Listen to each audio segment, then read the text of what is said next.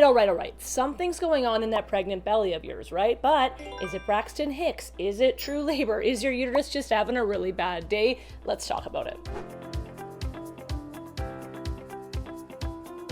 So I know you've heard about Braxton Hicks. You know the term Braxton Hicks, we're all very impressed. But what do they feel like? And how do they differ from those true labor contractions that are going to get you a baby in your arms? And then what is prodromal labor? And what's an irritable uterus? And why are there so many terms for all the things that can happen to your uterus when you are pregnant? I'm going to simplify it for you, and we're going to start right now with Braxton Hicks.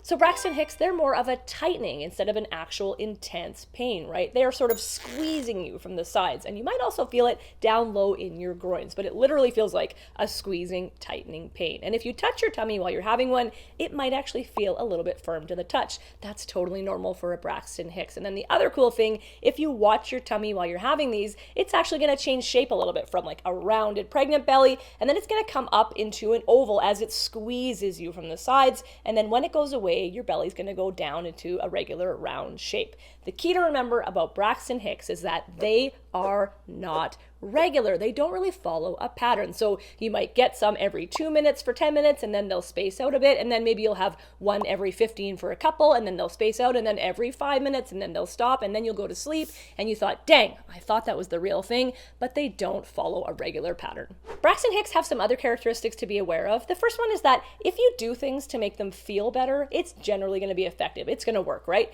If you put your feet up, or you have a rest, or you drink lots of water to stay hydrated, or you go pee and you empty your bladder, those types of things are generally going to work to make Braxton Hicks go away. The other thing to be aware of is that the intensity of Braxton Hicks, or how painful they are not usually as painful as a true labor contraction. Now I know if this is your first rodeo, you don't actually know how painful true labor contractions are, and that is going to differ for everybody. But once you have your true labor contractions, I can promise you'll be like, oh yeah, those were definitely Braxton Hicks. And then the last thing to be aware of for Braxton Hicks is that the intensity of Braxton Hicks, they are not going to get worse as time goes on. The amount of pain or annoyance or discomfort you're having with the Braxton Hicks, it is not going to intensify as time goes. Before we get too carried away, if we haven't met yet, my name is Tina. I am a labor and delivery nurse with a certification in perinatal nursing. And if this type of content interests you, go ahead and boop that subscribe button, because I do really miss you guys when you're not here with me. But let's get back into why you came. Now you know all about Braxton Hicks. Let's talk about the big bad ones. Let's talk about the true labor contractions, how you can tell they're the real thing, and how they differ from Braxton Hicks. True labor, it starts when you have a release of oxytocin, which is your love hormone, from the hypothalamus in your brain. Now, where it is released from and what that is called, that doesn't really matter. But what matters is that you have a burst of oxytocin, which works sort of like the cranks on the old gas-powered motors. And if you don't have one of those, you can, call up your parents and ask them about them. But you have this big release of oxytocin, which tells our uterus to give us these big, powerful, efficient contractions. And they actually work to change your cervix. And that's the key here. True labor contractions will cause cervical changing. Now, these contractions brought on by oxytocin, they actually cause your uterus to contract from the top down, which causes baby to move down onto the cervix. And why would that be important? Because when your baby's head is applied onto the cervix from these true labor contractions, it actually causes physical change in your cervix. It causes it to open up, and it causes it to thin out. So in this way, you can see that true labor contractions cause cervical change, where Braxton Hicks contractions did not.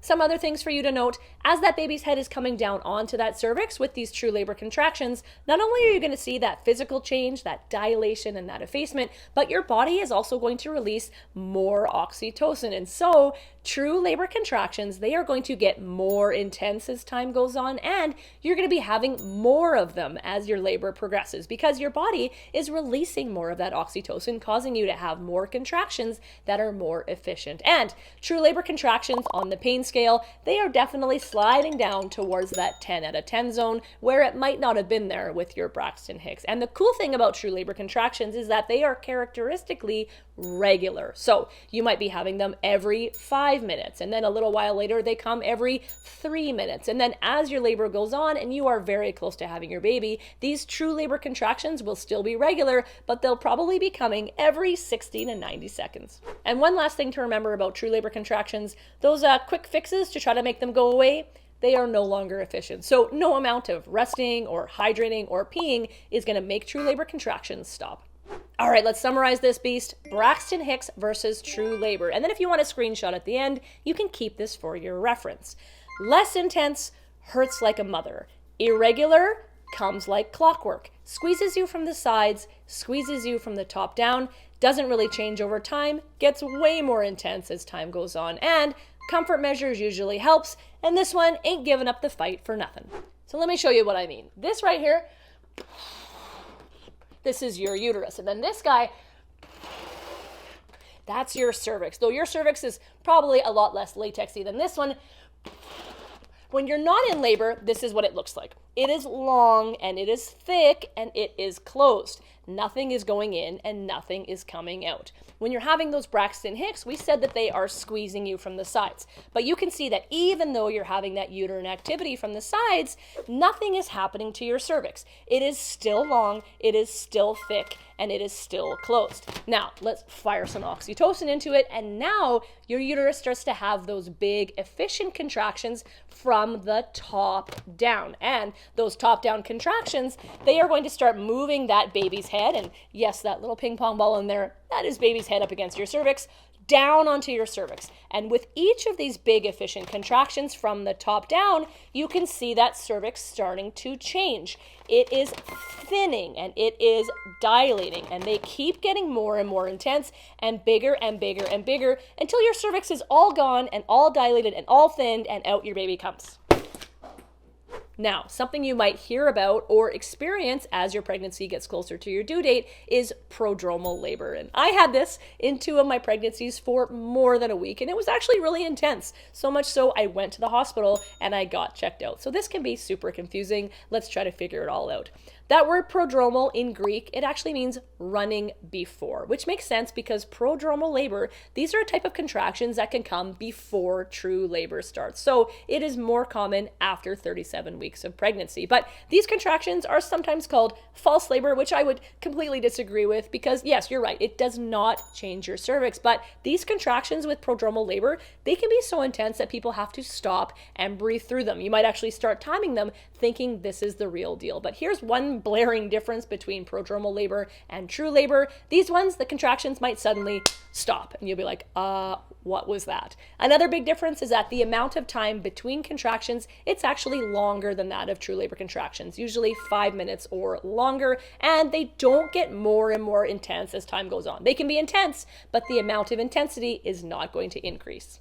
One last question a lot of pregnant people have is, what is an irritable uterus? And this one is a little bit muddier and a little bit harder to describe, but irritable uterus can cause contractions that have characteristics really similar to Braxton Hicks, but they are likely more intense and more regular, and the things that you did to get rid of those Braxton Hicks, it is probably not going to work for irritable uterus. So basically like Braxton Hicks, but with a bit more bite and a bit more attitude. But irritable uteruses are a bit of a brick wall for the medical community because they aren't really sure what is causing them, and they have a lot of questions like, is this going to cause preterm labor, or is this mostly caused by infections, or what are the reasons people are experiencing this, or why are all the symptoms different for different people? Because an irritable uterus is not going to be the same for you as it would be for me. But what is important, if you are having any sort of uterine activity, Braxton Hicks, irritable uterus, true labor contractions, and you are before 37 weeks of pregnancy, you are preterm, it is very important to let your provider know and get checked out, because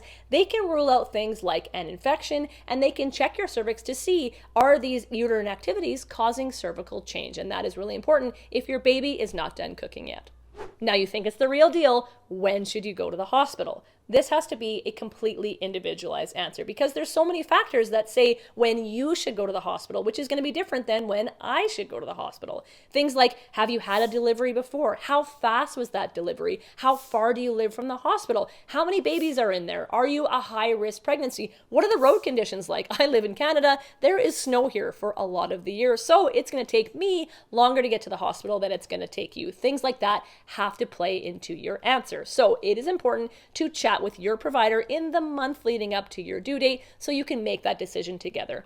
For myself, I used a 5-1-1 rule, and that says if my contractions were 5 minutes apart or less, and those contractions lasted 1 minute or longer each, and that had been going on for 1 hour consistently, I went to the hospital, and that worked out lovely for me. As I am sure you know, contractions are not the only reason that you should go to the hospital if you are pregnant. This video right here goes over 4 other reasons it would be a good idea for you to let your provider know or go to the hospital. I loved having you here. If you enjoyed this one, go ahead and give it a thumbs up, and I will see you in the next one. Bye.